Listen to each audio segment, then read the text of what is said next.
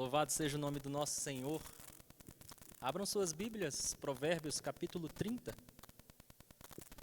Estamos chegando ao penúltimo capítulo. Passeamos pelo livro de Provérbios. Muita sabedoria, muita informação preciosa do nosso Senhor para a nossa vida.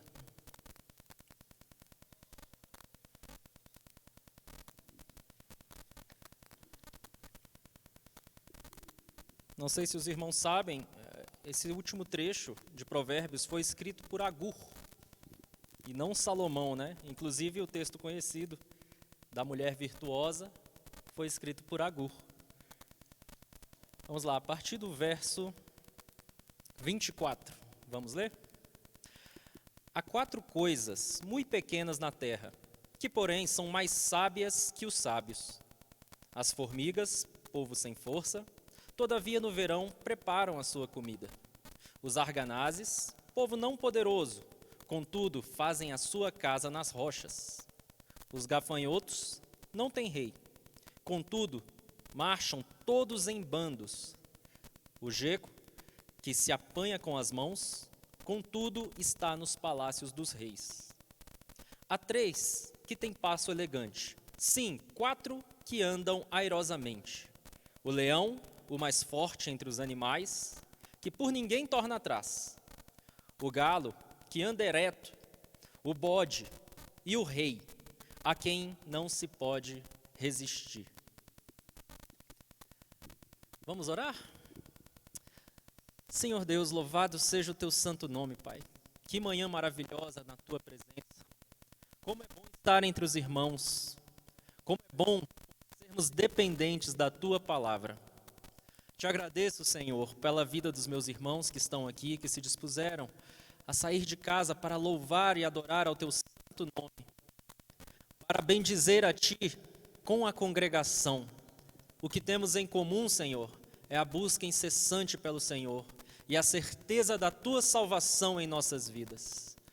Tem misericórdia de nós, tem misericórdia de mim, Pai.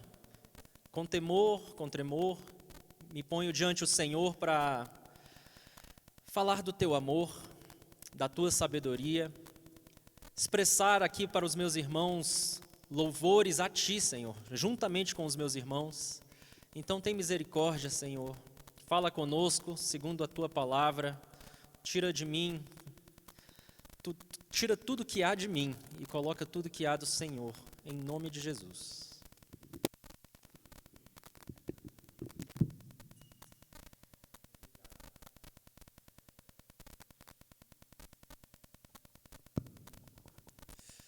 Meus irmãos, nós perdemos a nossa capacidade de meditação e reflexão com o passar dos tempos.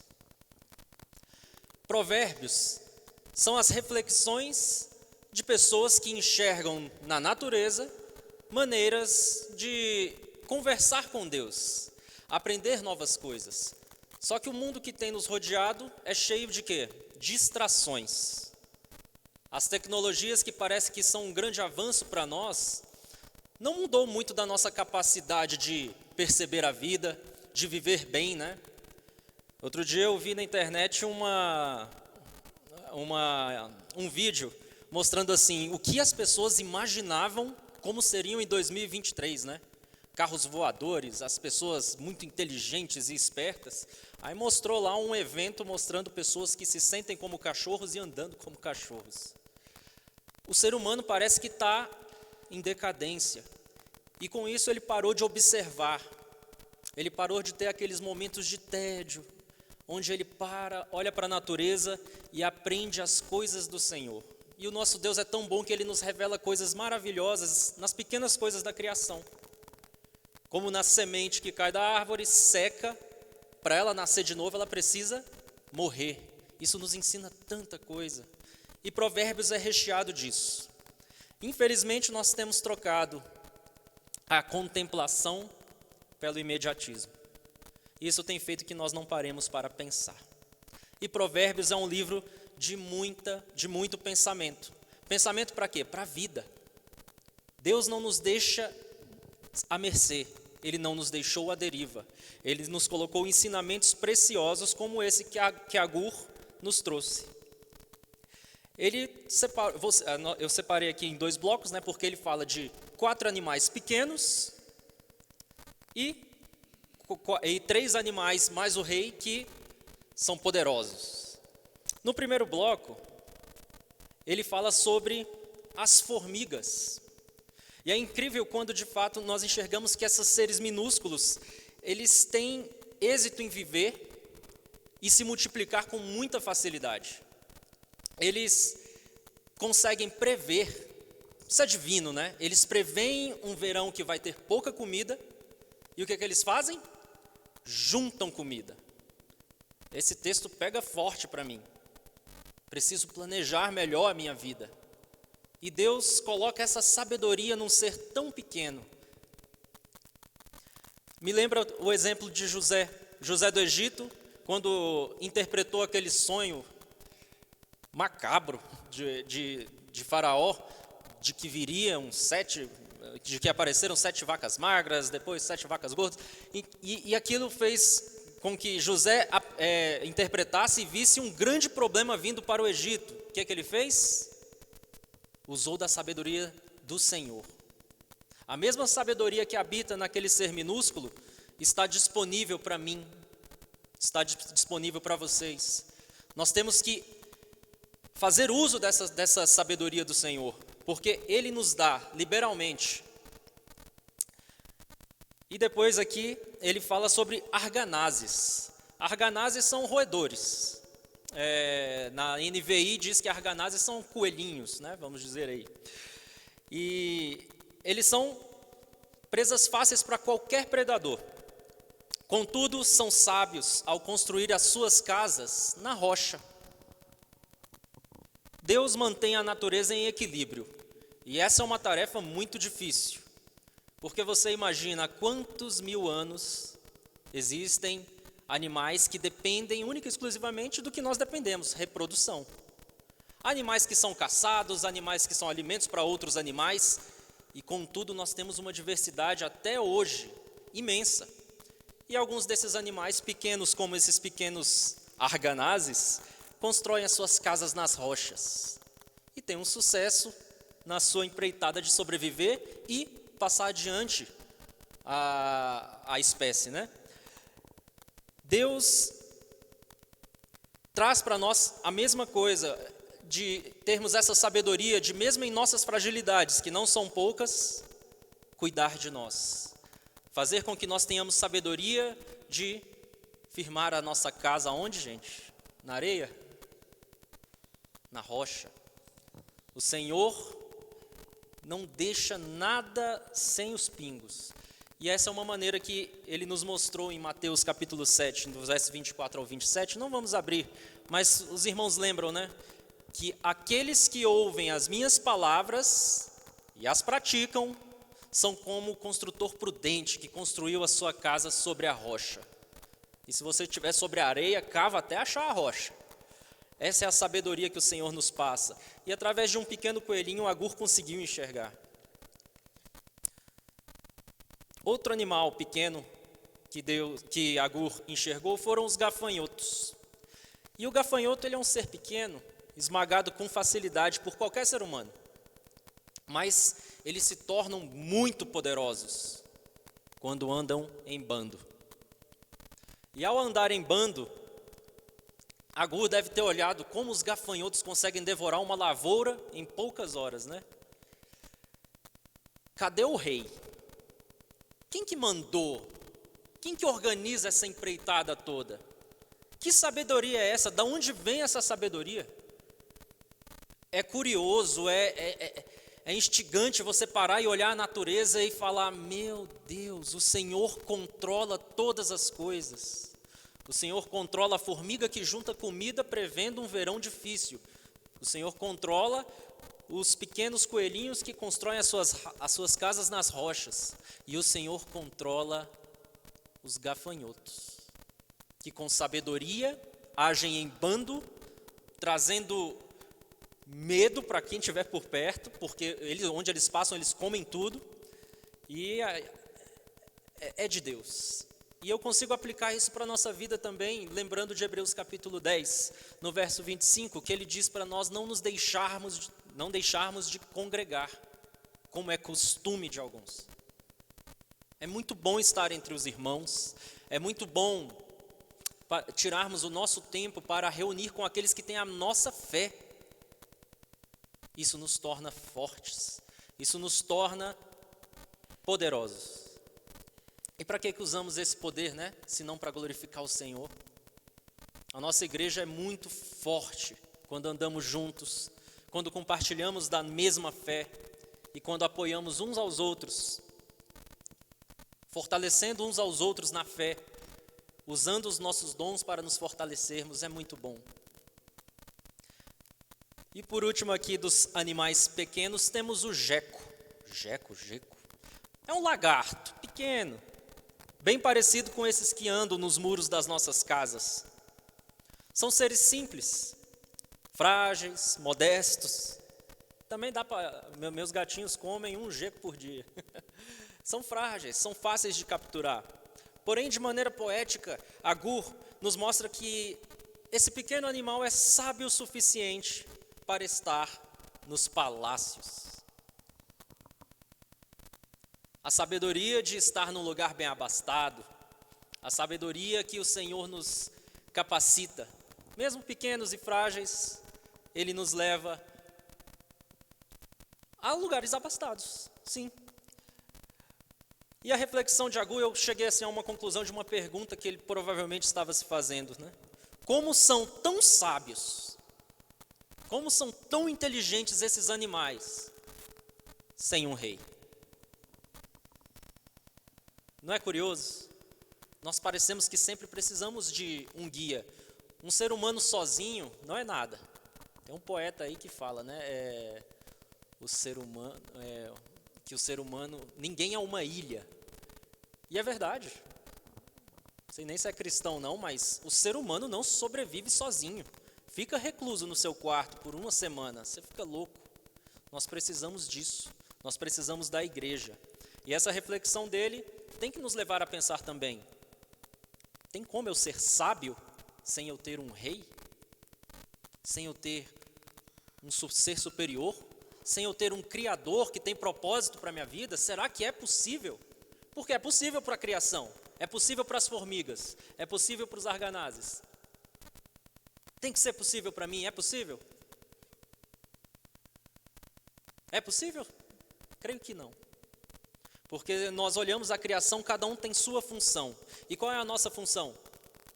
Governar sobre tudo isso. Vamos para o segundo bloco de animais? Segundo bloco de animais, são animais poderosos. Ele citou leão, o galo. Só quem tem medo de galinha sabe o poder de um galo. A gente só vê galo sem esporão, né? Mas eu já corri de galo, tinha galinheiro lá em casa. Já levei carreira de galo feia. Bode.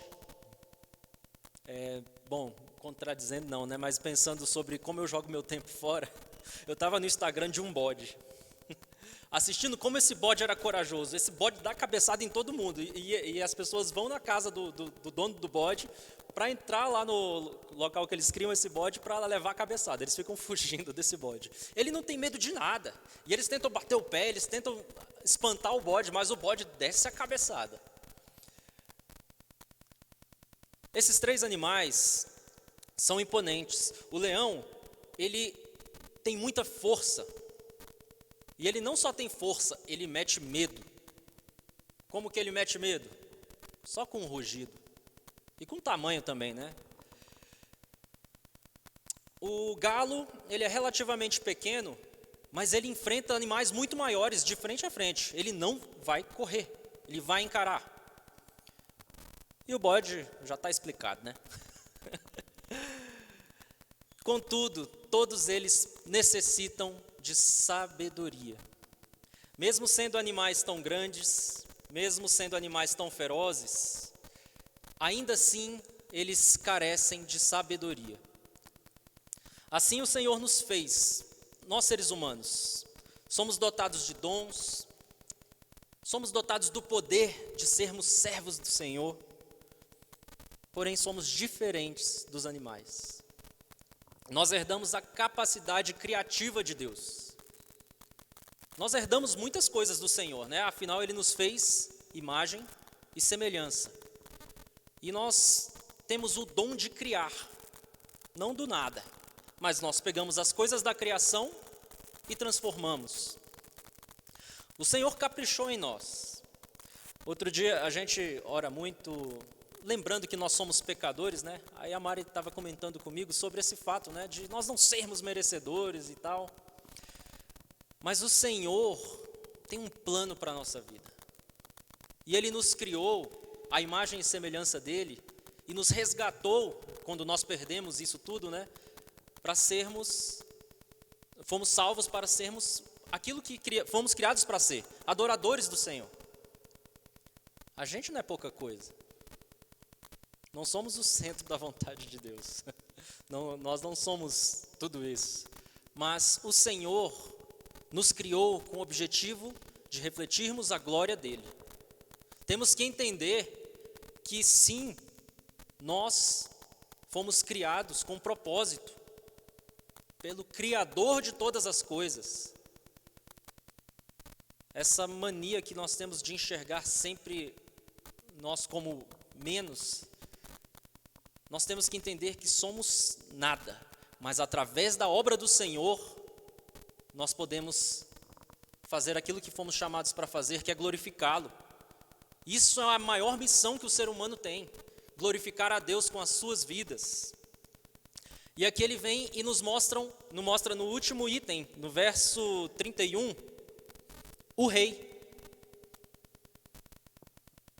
O rei a quem não se pode resistir.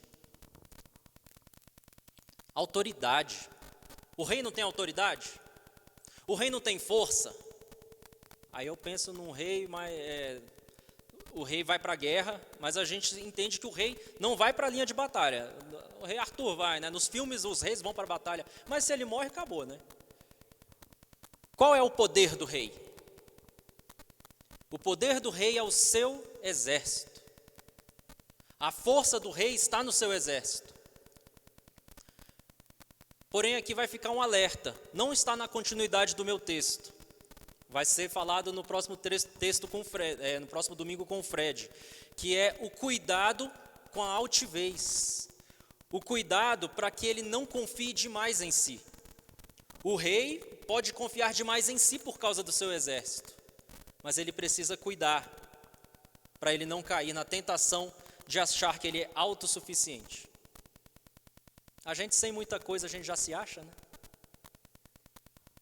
Agur nos mostra aqui que o rei tem autoridade, que ele é forte como esses outros animais aqui, como esses animais que foram citados. Mas o alerta para o rei é esse.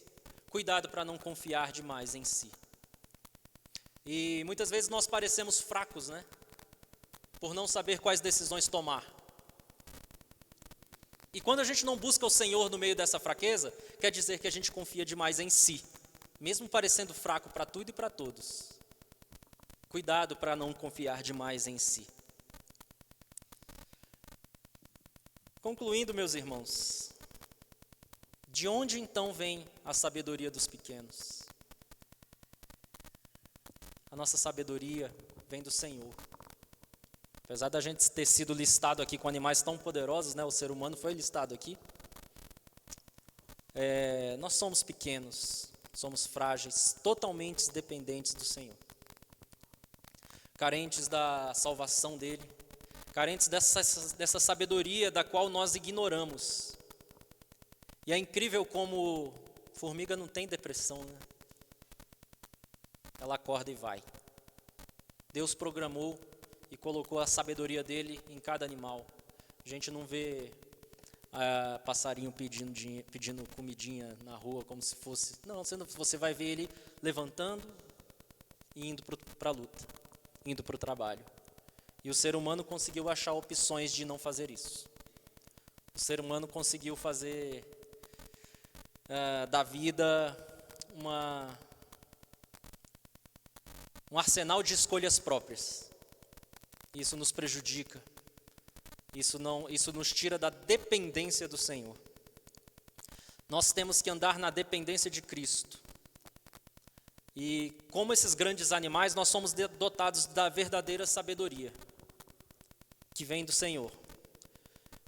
E nós temos que, como eles, manter firmes essa postura de força, porque a nossa força vem do Senhor. Enquanto nós buscarmos em nós mesmos sabedoria, enquanto buscarmos em nós mesmos salvação, nós teremos grande ruína pela frente. Vamos orar? Senhor, muito obrigado pelos teus ensinamentos na tua palavra, Pai. Que o Senhor guarde cada coração aqui da altivez, mesmo sendo tão abastados de sabedoria, mesmo tendo acesso a tanta sabedoria que vem do alto, nós ignoramos a tua palavra. Então tem misericórdia de nós, ó Pai, que éramos para estar buscando o Senhor dia e noite, pois temos a tua palavra em nossas mãos. Mas com o coração contrito diante do Senhor, eu clamo a ti, Pai, para que esta igreja ame a tua palavra, que a tua igreja ame buscar ao Senhor e busque de forma diligente, de forma que entrega louvores e renda adoração ao Senhor. E quando nós entendemos que o Senhor é suficiente para nós, não há nada que nos tire do caminho, porque a tua palavra é infalível, porque a tua palavra é perfeita, ela é mais cortante do que qualquer espada de dois gumes, ela penetra profundamente no coração, ela sonda os nossos propósitos, e ela é capaz de dividir juntas e medulas. Oh, incrível é a tua palavra, Senhor. A cada momento que nós nos entregamos à tua soberania, Senhor, e a tua palavra vem e transforma as nossas vidas, não há outra coisa a fazer a não ser te adorar, a não ser vir com alegria à tua casa, buscar ao Senhor e bendizer ao teu santo nome, glorificar ao Senhor aqui com a congregação, dizendo que o Senhor é santo, que a tua palavra é perfeita e nela não há falha. Transforma as nossas vidas, Senhor. Molda os nossos corações. Quebra aquele que tem que ser quebrado e faz de novo, Senhor. Tira corações de pedra e coloca corações de carne, com sentimento, que buscam o Senhor em primeiro lugar, que temem ao Senhor, Pai. Coloca um temor no nosso coração, que faz entender quem somos e entender quem o Senhor é. Louvamos e exaltamos ao teu santo nome, meu Pai. Em nome de Jesus. Amém.